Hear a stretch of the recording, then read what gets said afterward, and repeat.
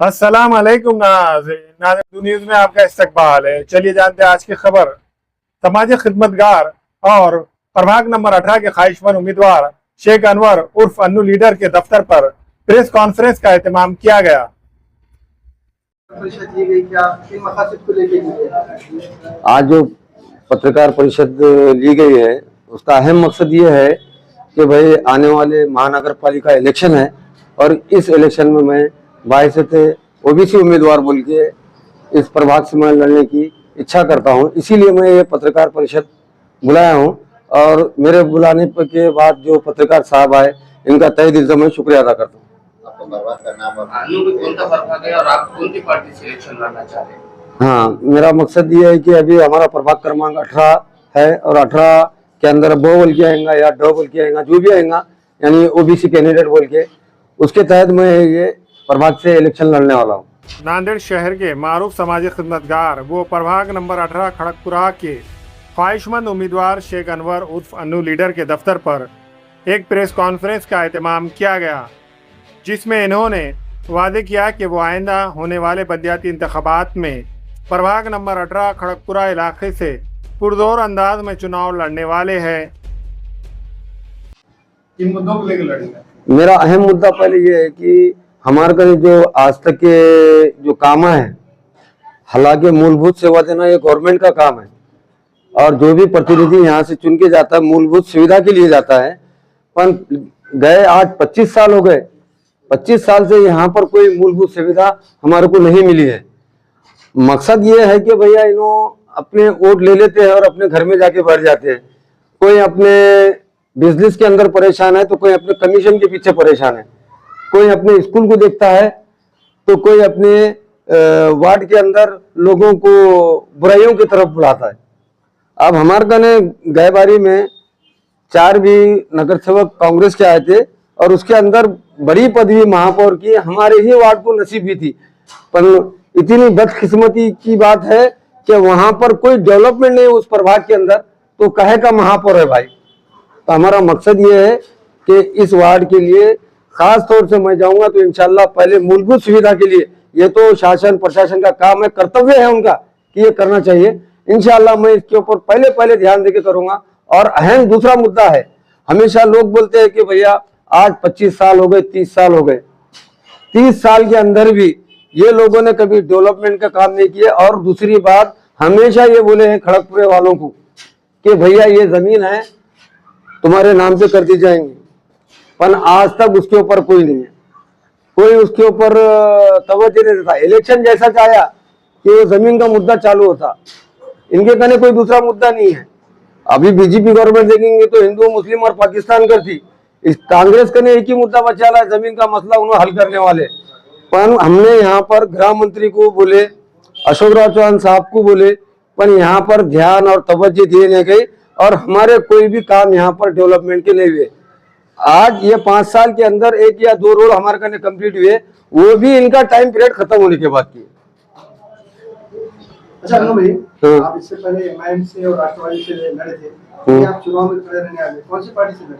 हाँ, अभी गए बारी में इससे पहले मैं राष्ट्रवादी से लड़ा था और मुझे मेरे जो मेहनत के वोट है, मेरे जो लगन की है, 1865 वोट मुझे मिले थे।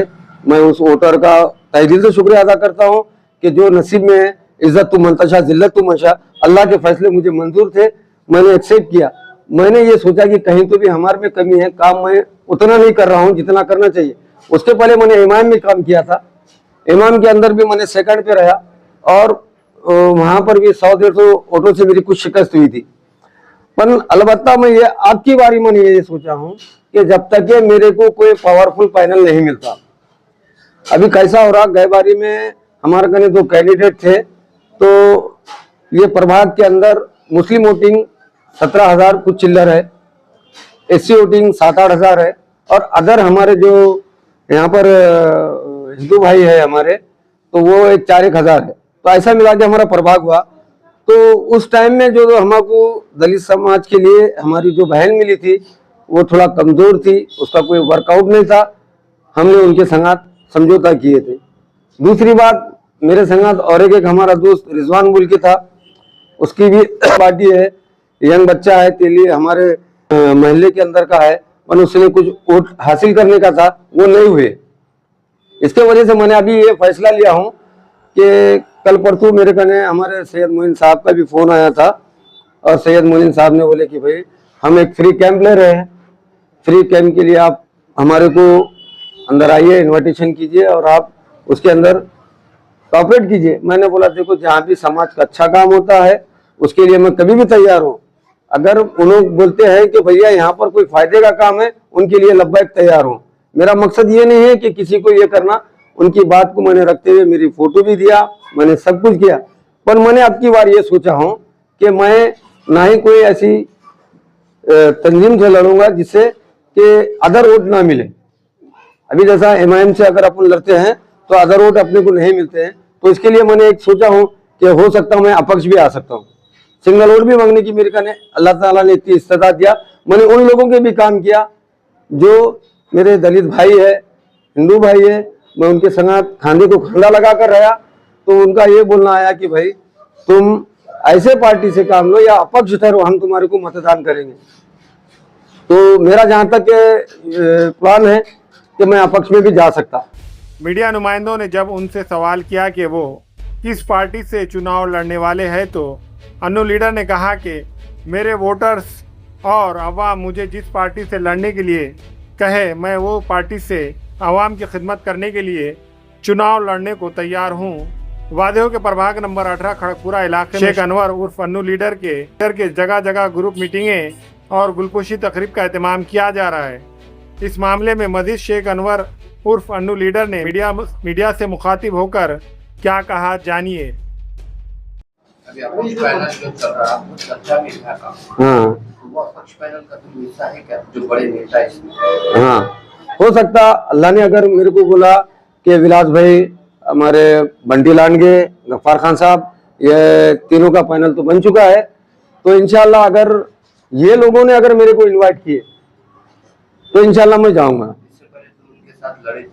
हाँ, गफ्फार खान साहब से मेरे संगत, गफ्फार खान साहब के संगत मैंने लड़ा था। उनको भी कैसा है, कुछ लोग बगावत पे उतर गए थे, इसके वजह से उनको वोट नहीं मिले। और खास तौर से हमारे कने कैसा चला कि भैया महल्ले के अंदर फहीम काम कर रहा, फहीम के वजह से कुछ लोगों ने नाराज होके मेरे को भी वोट नहीं मारे।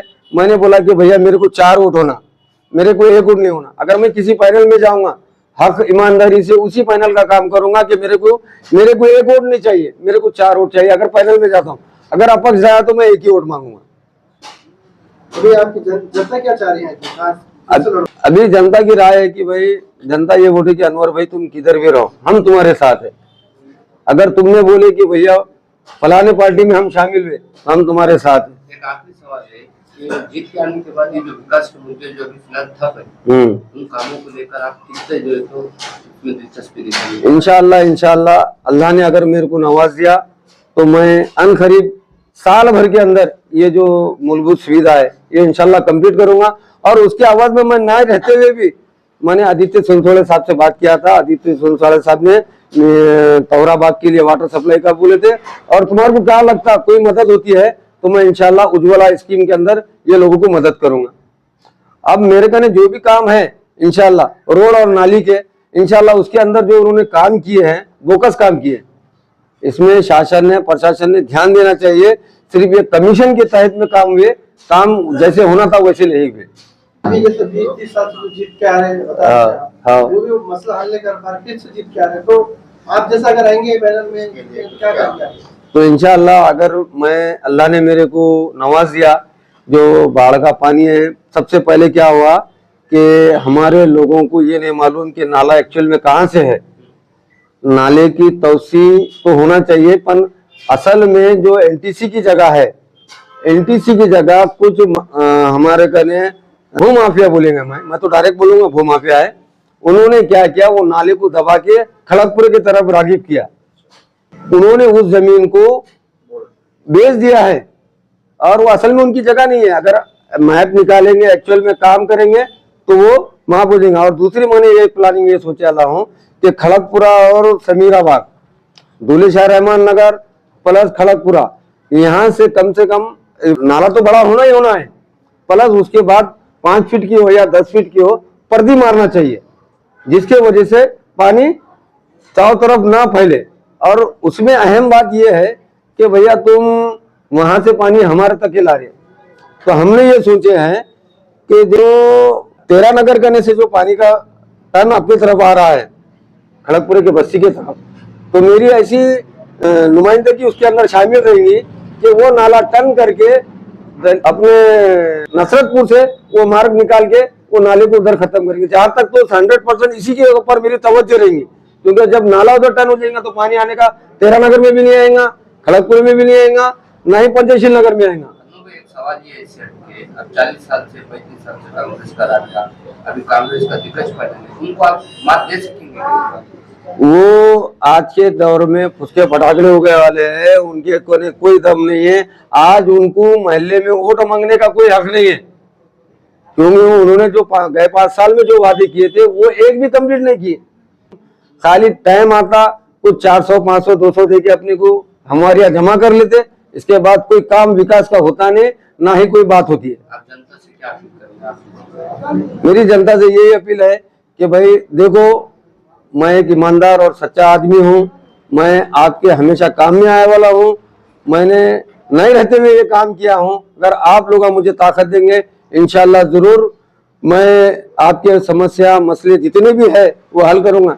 चाहे मेरे को गंगा चाल का, आज भी मुझे गंगा चाल की तकलीफ होती है कि वहां पर बीएचयू की योजना लागू हो गई है, ना घरकुल है, खड़गपुर में घरकुल नहीं है। आज हम लोग कितने परेशानी से रहते हैं वहां पर, हमारे को मालूम है। जो लोग ऐशो आराम से रहते हैं, खुद मैंने भी वहां पर रह वाला हूँ।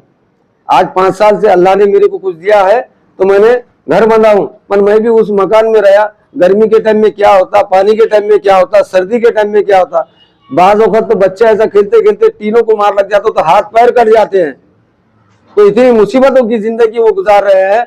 मैं शासन से पहले सबसे पहले बोलूंगा कि भैया हमारे को जगह बाद में दो, पर जहां पर हम मौजूद है वहां पर हमारे को बीएचपी योजना अंतर्गत घरकुल देना चाहिए।